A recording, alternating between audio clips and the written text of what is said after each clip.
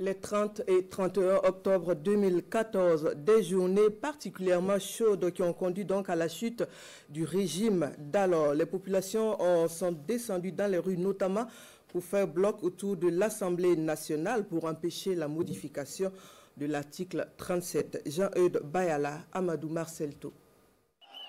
30 octobre 2014, une marée humaine envahit les rues et les voies d'accès à l'Assemblée nationale pour décourager les députés dans leur élan de modification de l'article 37 de la Constitution.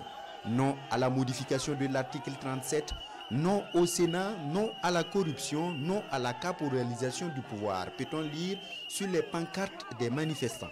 Des jeunes, pour la majorité, ils ont décidé de prendre leur destin en main ce jour-là. Très vite, la marche prend une autre tournure. La tension est vive, mais pas question de baisser les bras côté manifestants. J'avoue, mon co-chambré qui avait avec moi, sommes sortis à 6 heures. Lui, il avait pris une balle dans le bras. Parce qu'il faut savoir que lorsque nous avons, pendant plusieurs heures, affronté les forces de l'ordre, je pense qu'il y avait la police, il y avait même des personnels en tenue militaire qui dégageaient un gaz sulfureux, très poussé, enfin, je dis très pimenté même d'ailleurs. Lorsque ça vous touche, ce n'est pas que le nez et le corps brûlait. Même si vous mettez de l'eau sur votre corps, ça brûlait toujours. C'était pas simple. Mais, au bout du compte, le front a cédé.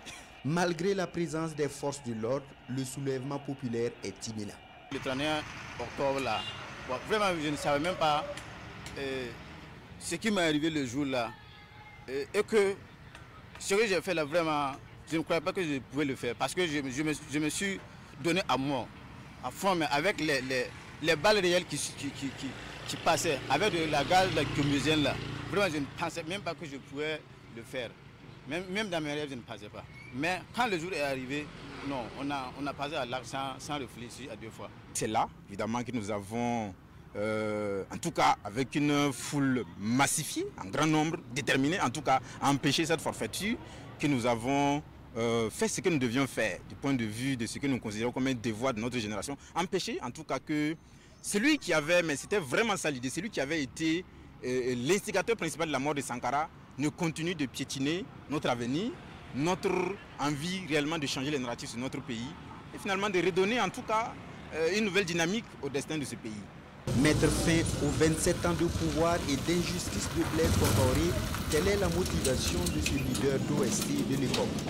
Il a presque tout subi et risqué en marge des événements en compagnie de ses camarades de lutte. Armé de courage, il a continué à la descente sur l'Assemblée nationale. Les militaires ont dit, ceux qui veulent passer n'ont qu'à passer. Ah!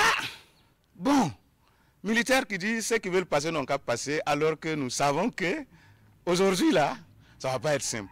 Donc j'avais un camarade de lutte, Pinga Suleiman, qui m'a dit, tu sais, on avance, on meurt. On n'avance pas, on meurt. Et si jamais on rate cette occasion, si Blaise a fait une seule journée de plus, les premiers à mourir, c'est nous. J'ai dit oui, tu as raison. On y va. Et on s'est mis devant. L'engagement et la détermination des manifestants gagnent du terrain à travers le pays, mais l'Assemblée reste le centre des opérations.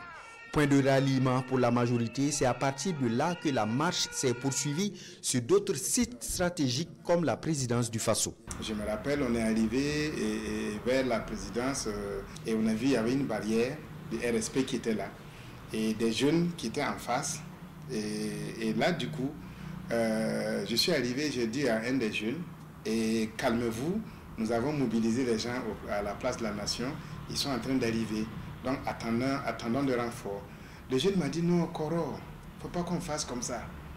Laissez-nous, on va aller d'abord.